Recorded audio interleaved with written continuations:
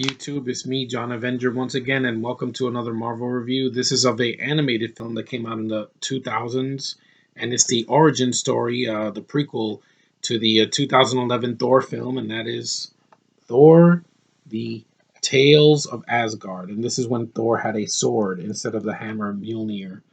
And this is a pretty good origin story, and I saw this last year, and I bought it at Best Buy. It's basically the tales of Asgard. Thor, when he was like about a teenager, him and Loki were friends, and really close. And they had this guy with big ears that was like the advisor to the king, to Odin, and he's turns out to be a bad guy. Of course, I didn't buy him being a good guy for a second.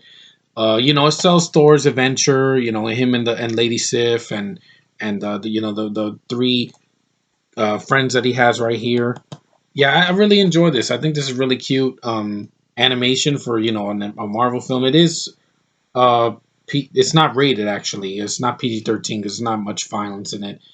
I think this is a pretty good prequel to Thor. I think it's done well. The voice acting is really good. The animation is pretty simple.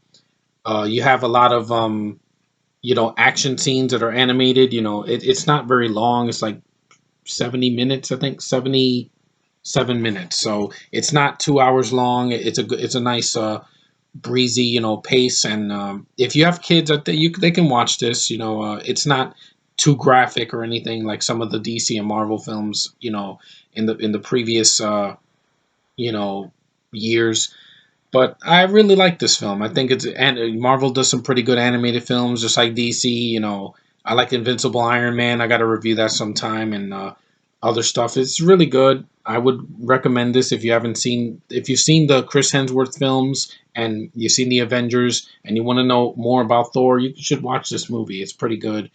Um, well, are there flaws? Yeah, kind of feels a little bit short though. There's like some things they have to rush through to get the clock going, but it has a pretty good, you know, story for what it had to do, and there's a lot of features on the DVD. There's two commentaries, and there's a making of and Avengers: Earth Mightiest Heroes bonus episode. Oh, I gotta check that out sometime because I really love that cartoon. So yeah, this is Thor: Tales of Asgard. I would definitely recommend it if you haven't seen anything with Thor besides the Chris Hemsworth movies. It's a fun watch.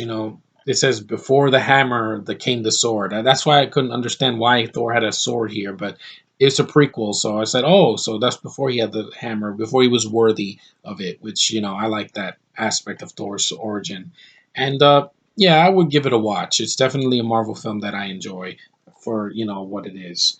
So basically, that's Thor: Tales of Asgard. I kind of a vague review, but I wanted to give it at least a little bit of a spotlight, especially since Thor was kind of not a character I grew up with, but once I saw the Chris Hemsworth movie, I was interested. So that was Thor: Tales of Asgard. I'll come up with another review next time. I promise I won't be gone for 10 days or anything like that because I just needed to regroup. I had a long weekend, and I've heard terrible things about the Fantastic Four film that came out last week. I probably will watch it next week and give you guys my thoughts. Yeah, I know it's going to be a rant because I've heard terrible things, and I know that it's flopped, and Marvel's probably going to get the rights back. So anyway, we'll see. Anyway, thanks for watching, thanks for liking, thanks for subscribing and commenting, and I will see you guys in the next one. Later.